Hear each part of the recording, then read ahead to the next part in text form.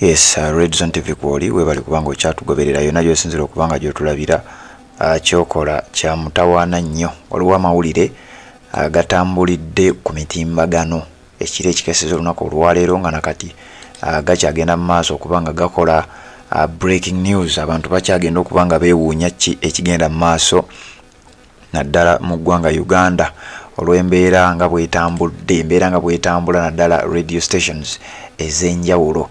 Anjagala okutegeeza nti Urban Television Uganda okusinziira ku nvuuvuumo ezitambulira ku social media ziraga nti Urban TV yandibanga eggalawo essaawa yonna, yandibanga egenda kubanga eclosinga down essaawa yonna. Jjukira waliwo bannayuganda bangi baavaayo nga boogerera embeera eno nga balaga nti TVs ez'enjawulo zigenda kuggalawo. Abasinga baabiraba ne babyogerako. Radio stations ez'enjawulo zigenda kuggalawo era olwaleero tulaba Urban TV okusinziira ku mawulire agatambula galaga nti Urban TV yandibanga yaggaddewo dda, era programs ezisinga obungi ezibadde zitambulira ku Urban TV eno azandibanga nazo zaakomye okubeera nga zirabikira ku mpewo eza Urban TV. Ekisinza okwewunyisa bannayuganda nti Urban TV eno si TV ya bwannannyini, TV egwa mu Vision Group, era buli omu yeewuunyiza nnyo nti ddala bwe kiba kituufu ki ekyandibadde kiviiriddeko Urban TV eno okubeera nga ate etuuse mu mbeera y'emu ey'okubeera nga eggalawo. Urban TV ye TV y'oluzungu, ye TV station ey'oluzungu ate nga ya entertainment, ereeta amawulire, ereeta current affairs programs n'ebintu ebirala ebyefaananyirizaako bwe bityo, naye nga nayo family mu Vision Group. Vision Group buli omu akimanyi kiringa ekya gavumenti. Kya gavumenti mulimu zi Vision Printing, mulimu Bukedde TV, Bukedde Radio, mulimu New Vision olupapula, mulimu Vision Publishing, mulimu ebintu bingi nnyo nga ne Urban TV eno mwebadde egwa. Era bangi batandise okubanga beewuunya ki ekiyinza okubanga kigenda mu maaso ku media stations naddala ezisangibwa mu Uganda ezitandise okubeera nga ziggalawo, ate nga bangi bakyogerako dda nti TV ezimu, radio stations ezimu wanzi zirabanga essaawa yonna ziggaddewo okubeera nga tezikyaweereza mu ggwanga Uganda, era ebimu bino bitandise okubanga birabika. Urban TV erabika egenda kubanga eggalawo okusinziira ku mukyalo omu. Akafaananyi kano katambulidde nnyo ku mitimbagano okuva ekiro. Oyo omu ku ba personality ba TV amanyiddwa nga Robin Kitsi yavuddeyo n'ategeeza abawagizi be mu bulumi obw'ekitalo, n'abategeeza nti tagenda kuddamu kulabikirako ku lutimbe lwa TV ya Urban TV mu Uganda. N'ayongerako n'ategeeza nti telefayina ya Urban oba TV ya Urban eno ebadde wansi wa Vision Group egenda kuggalawo nga mu bufunze abakozi bonna kati bagenda kufuuka bakireereese lwakuba bagenda kuba tebalina mirimu. Abamu bajja genda ku TV stations endala, abamu bajja genda ku radio stations endala, abamu bayinza okuba nga ebyabwe biyinza okukalubamu olw'ensonga ezitali zimu.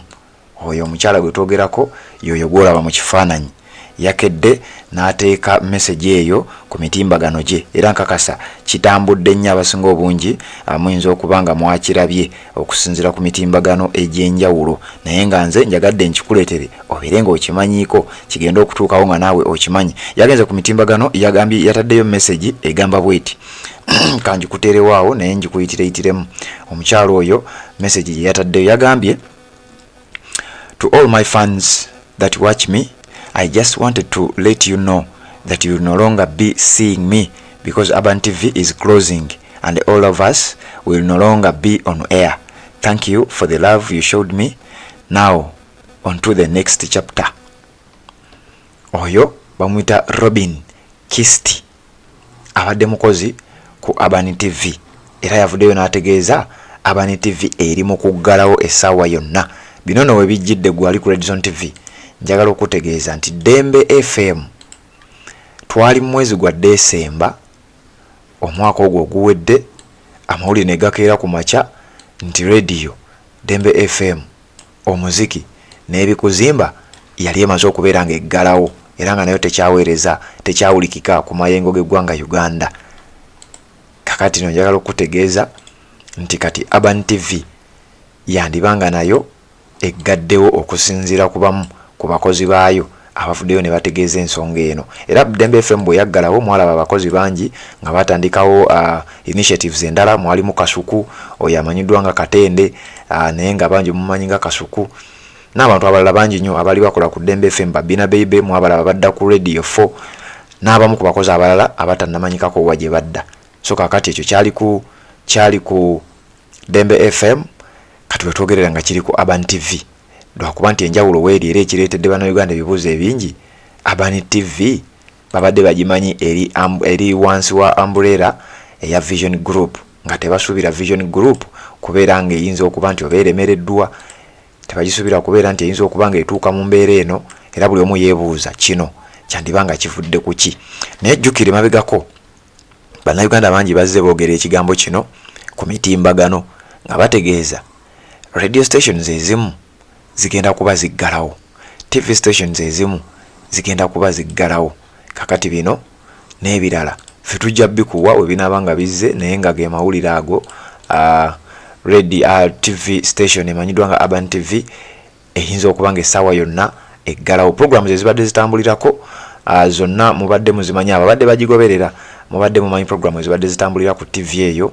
Kati njagala bategeeza nti ssaawa eno tezikyaliwo, ziyinza okuba nga tezigenda kuddamu kubeera nga zirabwako. Ziyinza okuba nga tezigenda kuddamu kubeera nga zirabwako. Gwe munange ali ku Red Zone TV, njagala okutegeeza programu ezimu ezibadde zirabibwa ku Aban TV ziyinza okuba tezigenda kuddamu kubeera nga zirabibwako, lwansonga TV eyo egenda kubanga eggalawo okusinziira kubamu ku bakozi omuli Robin Kiti okuvaayo n'ategeeza abantu abawagizi be mu bulumi obw'ekitalo nti bannange essaawa yonna Aban TV egenda kubanga eggalawo, ate tuyinza okuba tetugenda kuddamu kuwuliziganya. Programu zonna zibadde nnyingi ezibadde zitambulira ku TV eno, mbadde ngezaako okulaba wano nga nzisootinga nzikuwe, naye ziyinza okuba si za mugaso nnyo ku budde buno, naye ng'ezimu ku zo nkakasa muzimanyi ababadde bagoberera Aban TV eyo. Kakati wetwogerera ng'eri emu ku ezo ezigenda okuba nga ziggalawo. Kati ebibuuzo ebiri mu matu ga bannayuganda oba mbirowoozo bya bannayuganda beebuuza kiddala ekigenda mu maaso ku Aban TV eno. TV eringa eya gavumenti, eringa erimu omukono gwa gavumenti. TV eri mu Vision Group, bwebanga egaddewo New Vision enaggalawo nayo, Bukedde TV enaggalawo nayo, Radio Bukedde enaggalawo nayo, New Vision olupapula lunaggalawo nalwo, oba Aban TV ng'eyina ensonga zaayo ez'enjawulo nga zo tezikwatagana na ku zino media zindala. Naye ebyo byonna tujja kwongera obikuwa tunaba tubikonfaminze, naye nga ge mawulire agaliwo era ge mawulire agali mu kutambula. Aban TV yandibanga essaawa yonna egenda kubanga eggalawo.